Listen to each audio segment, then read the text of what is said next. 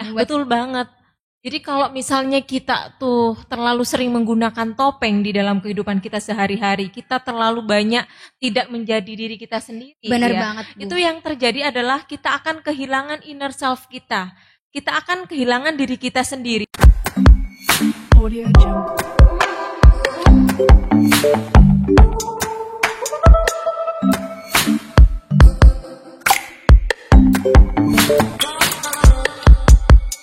Assalamualaikum warahmatullahi wabarakatuh. Selamat sore dan selamat datang di Type C Talk About Psychology, yang dimana kita akan berbincang tentang psikologi secara santai namun berisi.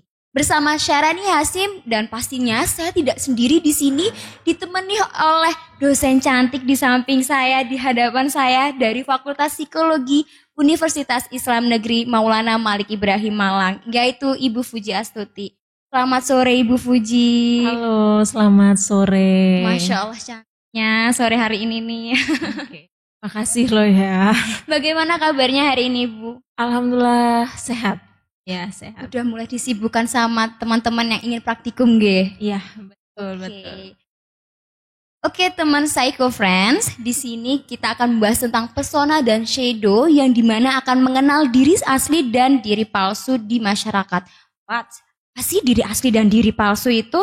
So, kalian tetap dengerin podcast kita karena pastinya akan lebih seru lagi nih.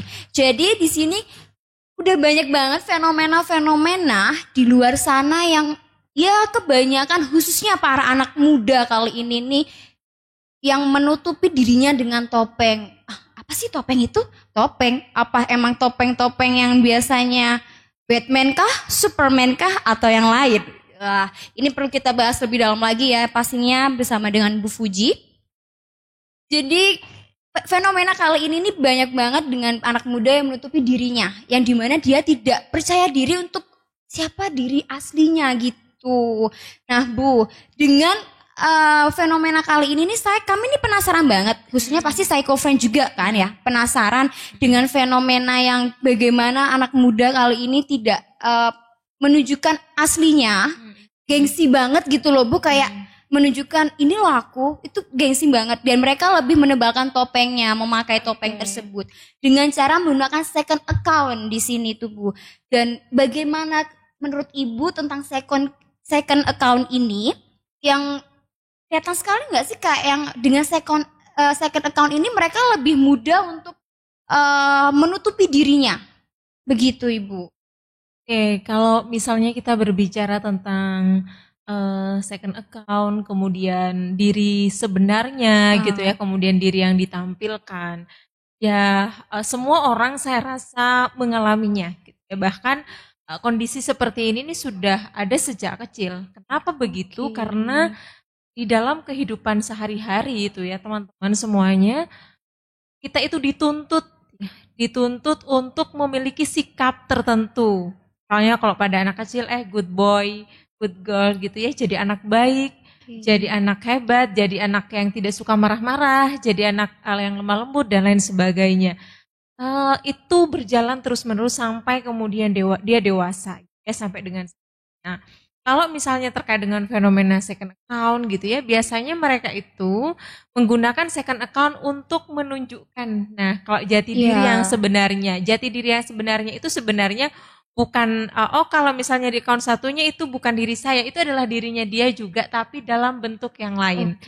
Apakah itu bentuk yang lain? Artinya begini, di dalam diri manusia itu kan ada satu hal ya, ada sesuatu yang positif, ada sesuatu yang negatif. Contohnya nih, kita bisa bersikap lemah lembut, kita juga bisa marah.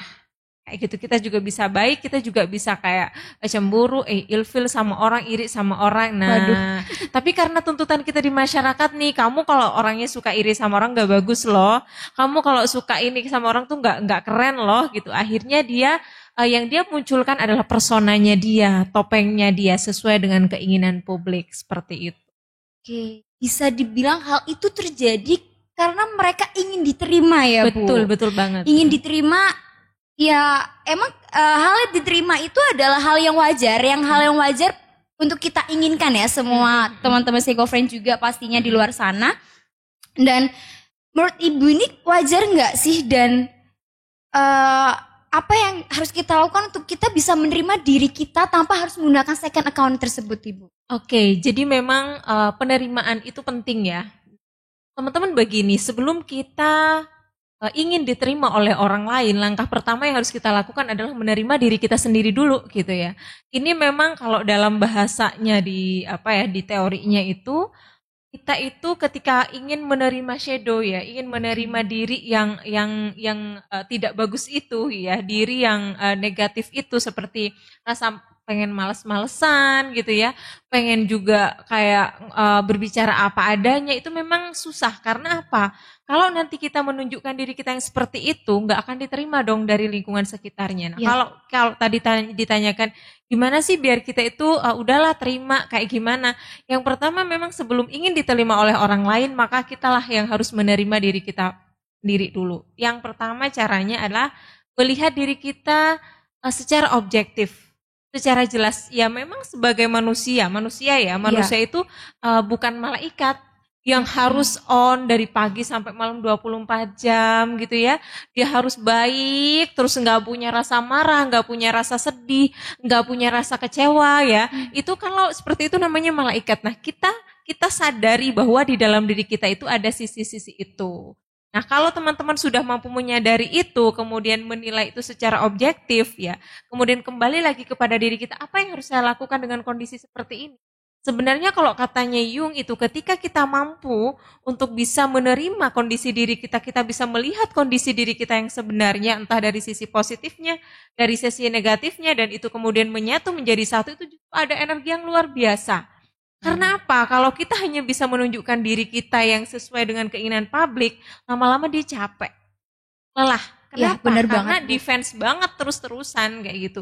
Tetapi kalau kita, saya punya sisi ini, saya punya sisi itu, bagaimana saya meleburkan keduanya, bagaimana saya mengelola keduanya, justru di situ akan muncul energi yang luar biasa. Gitu. Wow.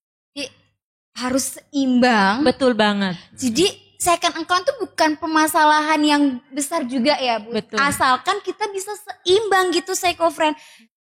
Nah, ini harus seimbang nih. Tapi nyatanya nih, Bu ya, Psycho Friends, kalau kalian tahu, di dunia nyata ini kebanyakan mereka tidak bisa menyeimbangkan itu, Bu. Jadi kayak ya udah, mereka nyaman dengan topeng mereka, mereka nyaman dengan persona tadi yang Ibu jelaskan tadi, yang Ibu kutip sedikit, mereka nyaman sampai akan terbawa dan sampai mereka melupakan ya diri asli mereka. Nah, itu bagaimana nih? Betul banget. Jadi kalau misalnya kita tuh terlalu sering menggunakan topeng di dalam kehidupan kita sehari-hari, kita terlalu banyak tidak menjadi diri kita sendiri. Benar banget, Bu. Itu yang terjadi adalah kita akan kehilangan inner self kita. Kita akan kehilangan diri kita sendiri. Fuji itu siapa sih? Si A ini siapa? Kalau kita terus-menerus melakukan sesuatu, sesuai dengan keinginan si B, sesuai dengan keinginan kelompok ini, sesuai dengan keinginan kelompok itu, yang terjadi kita malah akan kehilangan arah diri kita yang sebenarnya seperti apa. Kita nggak bisa menemukan siapa kita yang sebenarnya. Nah, sebenarnya kalau kita melihat berbicara tentang anak muda tadi ya, memang di fase usia mahasiswa itu sudah seharusnya dia itu ada dalam tahapan perkembangan, dia mampu menerima kondisi dirinya. Entah itu berkaitan dengan fisik dan juga psikologisnya, ini adalah salah satu tahapan perkembangan yang harus dia lalui. Kalau dia memang tidak bisa nanti melalui itu semua, dia tidak bisa menerima dirinya dia malah justru menjadi orang lain ya, ada orang dalam versi lain di dalam dirinya dia tidak akan pernah mencapai itu, dan dia tidak mampu untuk menyelesaikan fase perkembangannya, tugas perkembangannya. Dan teman-teman tahu kan kalau kita di psikologi, ketika kita belum mampu untuk mencapai tahapan perkembangan itu, yang terjadi di perkembangan berikutnya juga akan ada problem. Itulah kenapa penting banget untuk bisa menerima kondisi diri. Jadi buat teman-teman Psycho Friends, bener banget, terima diri kalian apa adanya. Oke? Jadi jangan bikin kayak, aku gak nyaman nih sama diri aku sendiri dan aku nyamannya menggunakan topeng aku.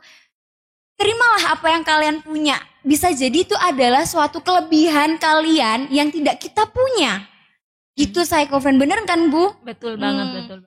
Jadi dari tadi nih kita bahas persona dan shadow, atau dari judulnya pun kita juga persona dan shadow. Perlu kalian ketahui juga, jadi fenomena ini nih juga kita bahas dalam teori-teori psikologi juga. Nah, jadi ada dua teori di sini, ada Pak Goffman dan Pak Jung. Nah, kalau kata Pak Goffman ini dermatologi atau biasa disebut dengan panggung sandiwara. Widih, panggung sandiwara nih. Gitu. Jadi setiap di panggung kita hidupnya ada di panggung. Jadi kayak setiap kita sama ya, kalau kalian lihat di panggung itu adalah hal yang ya mereka perankan atau karakter-karakter mereka yang perankan yang sudah sesuai dengan naskah di drama. Artinya mereka tidak akan menjadi dirinya sendiri. Gitu kan Bu? Dan kata panggung di sini adalah sebuah latar di masyarakat. Nah, kalau kata Pak Yun itu ada dua side. Jadi ada persona dan shadow. Yang sudah disinggung oleh Bu Fuji tadi. Jadi persona itu adalah topeng yang ketika dia menghadapi publik atau menghadapi masyarakat di luar sana, mereka menggunakan topeng tersebut untuk menutupi apa? Menutupi hal yang ada di balik topeng tersebut atau menutupi diri mereka aslinya itu seperti apa sih gitu. Dan shadow adalah bisa dibilang sisi kiri kita. Gitu, sisi kiri kita yang ada pada diri kita. Gitu kan Bu? Bener kan? Oke, kita lanjut ya Bu. Nyinggung juga tentang second account yang tadi kita bahas di awal juga. Sekarang memang dunianya adalah dunia digital. Betul. Kayaknya semuanya digital deh. Apalagi ditambah dengan keadaan yang sekarang ya Bu, yang ya bisa dibilang masih ada dalam tahapan COVID-19 yang kita tidak bisa saling berinteraksi secara dekat dan semua dibatasi. Waduh, gak enak banget ya. Ya, yang punya boyfriend or girlfriend gitu kali ya kan LDR virtualan gitu sih. Dan dengan adanya digital ini bukankah orang tuh lebih mudah Bu? Lebih mudah untuk jauh menutupi dirinya sendiri itu tadi. Dan itu bagaimana menurut Ibu? Bagaimana dengan second account tadi yang jauh lebih mudah lagi untuk menutupi diri asli orang itu. Dan ini kita tekankan lagi ya, jadi karena kita bahas lebih banyak fenomena sekarang terjadi sama anak muda, jadi kita ngomongnya apalagi anak muda yang jauh lebih gampang menggunakan second account gini. Jadi kalau iya ya harusnya kan sekarang nih kita tidak bertemu dengan banyak orang, harusnya kita bisa menutupi apa yang jadi shadow kita gitu ya, apa yang menjadi sisi lain dari dalam diri kita. Tapi jangan lupa bahwa manusia itu adalah makhluk sosial gitu ya. Mereka butuh untuk berinteraksi dengan sosialnya. Teman-teman mungkin paham ketika di awal-awal pandemi itu bagaimana orang itu merasa begitu seperti isolasi gitu ya, dan itu kan memberikan dampak psikologis, ada cemas, ada stres di situ kemudian muncul karena apa? Mereka tidak bisa berinteraksi. Akhirnya muncullah kemudian ruang-ruang media sosial dan lain sebagainya itu gitu ya. Nah, jadi ada kebutuhan itu. Nah, dengan adanya kebutuhan itu kalau pada zaman dulu ya, kita mungkin bisa ketika kita mengalami permasalahan, kita mengalami sesuatu di dalam diri kita bisa bercerita dengan teman kita, tetangga kita, atau siapapun orang terdekat kita gitu ya. Kita bisa mengekspresikan itu. Sekarang kondisinya berbeda. Berbeda. Kita sekarang nih, kita bisa banyak bareng-bareng bersama orang di sekitar kita, tetapi kita saling pegang handphone. Ya, artinya kita tidak lagi terkonek seperti itu. Jadi untuk bisa mengekspresikan apa yang dia rasakan, apa yang dia pikirkan, itu tidak bisa secara langsung. Maka media sosial adalah tempatnya. Tetapi ya di media sosial itu kan kita masih dinilai nih, kita masih ada mutual friend dengan siapa gitu ya, mungkin dengan dosennya dia ada mutual friend, kemudian atau dan lain sebagainya lah. Ada banyak orang-orang di situ yang dia anggap kalau dia mengekspresikan sisi gelapnya itu dia akan mendapatkan citra yang tidak bagus atau buruk gitu ya. Maka muncullah kemudian second account. Bukan hanya second account sih sebenarnya. Kalau kita posting Insta story itu, nah kan ada tuh yang ada private close friend. Nah kayak gitu itu juga fenomena ini banget gitu. Jadi oke, aku nggak punya second account nih, tapi ada pas ini ada close friend yang harus gitu. ditutupi tuh. Wah, kamu nggak boleh lihat, hanya dia yang bisa lihat. Betul banget. Nah itu juga fenomena gitu. Dan tadi sempat menyinggung juga dengan close friends. Tapi nyatanya sekarang close friend tidak ada yang benar-benar close friend. Ya bisa kita contoh lebih gampangnya ya psycho friend yang kemarin sudah viral-viral tentang public figure. Yang katanya sih close friend, tapi kok gitu kan gitu. Tapi kok malah ada di belakang, main di belakang. Nah, bagaimana tuh? Kan kalau dikutip kembali ya berarti dia yang close friend ini, yang katanya dianggap close friend ini menggunakan topeng juga kan, Bu? Oke. Jadi ya close friend tapi ya di belakang main begitu. Bagaimana? Kayak close friend kan belum tentu bener scratch ya, belum tentu bener-bener yang close banget gitu loh. Iya, betul banget. Jadi memang ya berbicara close friend. Ini sebenarnya ada satu pembahasan yang cukup menarik sih. Wow, Jadi apa itu, Bu? Sebenarnya kita juga harus tahu siapa orang yang dianggap friend itu gitu ya. Jadi dianggap teman itu seperti apa gitu ya. Pertemanan itu kan juga ini kalau kita bahas tentang saya akan bahas temennya gitu ya. Yang dikatakan sebagai teman itu adalah orang yang mampu memberikan support, orang yang mampu untuk memberikan meng-hide diri kita yang ingin kita hide, atau dia yang memberikan kita itu rasa bertumbuh, atau misalnya lebih produktif dan lain sebagainya. Itu sebenarnya yang dikatakan friend-nya sebenarnya. Nah, kalau ada yang close friend tapi nggak close seperti itu ya berarti memang di pertemanan itu ada sesuatu yang kurang bagus gitu jadinya gitu. Oke, begitu. Jadi bukan tentu close friend orang yang bener-bener close banget gitu sampai ya kalian bisa menjaga diri kita gitu, menjaga rahasia-rahasia kita. Belum tentu juga ya teman-teman, kita juga harus selektif mana yang benar-benar bisa diajak untuk menjadi close friend kita dan benar-benar dia bisa menjaga scratch yang ada pada diri kita dan ya istilahnya bisa menjaga harga diri kita lah di hadapan orang lain gitu. Dan apa sih dampak yang paling bisa kita terima, Bu, ketika kita menggunakan topeng-topeng yang begitu tebal tadi? Ya, kalau kita terlalu banyak menggunakan topeng, ya tadi seperti saya singgung di awal ya, kita akan kehilangan diri kita sendiri gitu ya. Kita akan kehilangan apa yang sebenarnya ada di dalam diri kita gitu ya. Apa itu yang akan hilang? Salah satunya adalah potensi. Jangan lupa teman-teman, ketika kita selalu ingin melakukan seperti orang lain, ketika kita selalu ingin menjadi seperti yang orang lain inginkan, ya, lama-lama kita akan kehilangan potensi yang itu justru menjadi satu keunikan di dalam diri kita. Gitu. Jadi yang unik dalam diri kita itu akan hilang justru karena apa? Kita selalu berusaha untuk menjadi yang orang lain inginkan, menjadi seperti orang lain yang dalam pandangan masyarakat umum. Misalnya nih salah satunya adalah dalam pekerjaan atau dalam perkuliahan. Di tetangga kita tuh ya kalau dia bekerja di bidang A itu adalah menjadi sanjungan masyarakat.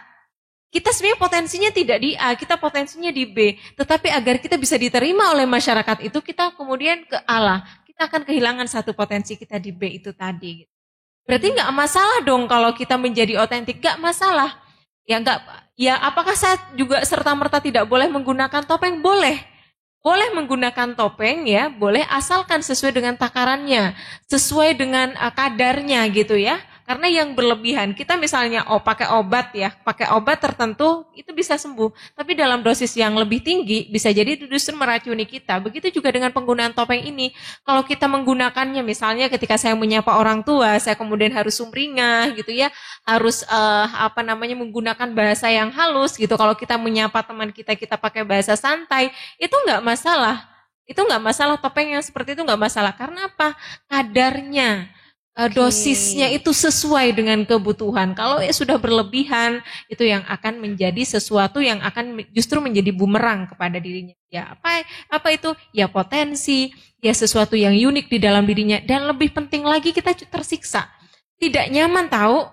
Hidup tidak menjadi diri sendiri itu kita akan selalu diliputi oleh kecemasan-kecemasan. Kalau dalam psikologi kan orang yang selalu melakukan defense mechanism. Ya mekanisme bertahan diri itu akan semakin menjadi tidak nyaman, semakin cemas dalam menjalani hari-harinya, begitu. Jadi kembali lagi nih Psycho Friends, jadi harus wajar ya, sewajar dan imbang boleh menggunakan topeng, tapi kita harus mengimbangkan diri kita juga nih. Jadi karena kita nyaman menggunakan topeng, bukan lantas kita menggunakan topeng itu dimanapun, gitu. Dan mungkin ini ya Psycho Friend, kelemahan kalian atau diri kalian yang tidak ingin kalian terima bisa jadi itu adalah kelebihan diri kalian gitu. Jadi jangan kayak aku nggak suka dengan diri aku seperti ini yang terlalu begini terlalu begitu gitu. Jadi mungkin saja itu adalah potensi kalian dan kelebihan kalian tidak akan pernah orang lain punya gitu.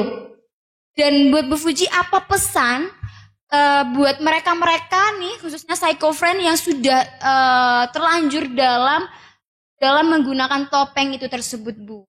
Oke, untuk teman-teman semuanya mungkin ya, kita ini adalah manusia, maka jadilah manusia gitu ya. Manusia itu punya kesalahan, dia punya kekurangan, dia punya kelemahan, dan dia punya keunikan.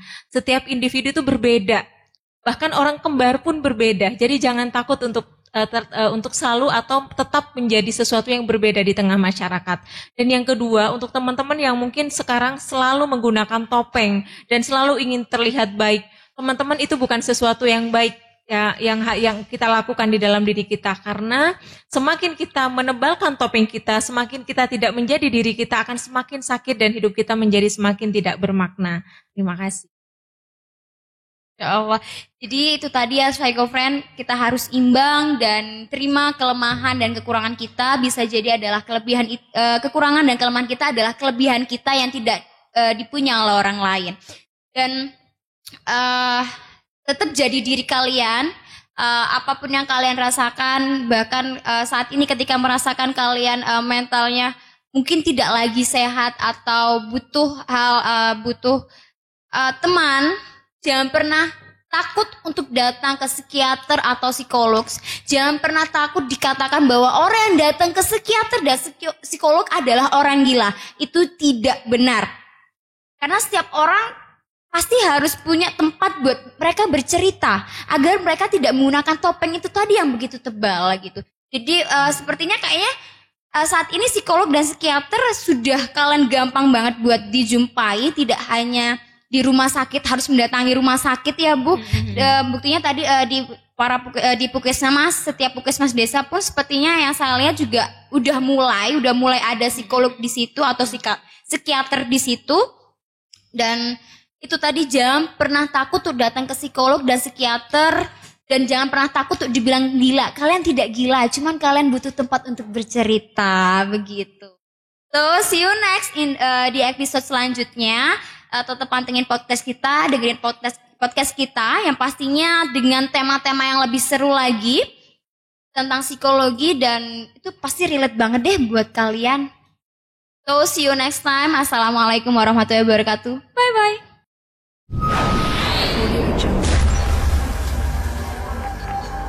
Audio Jungle.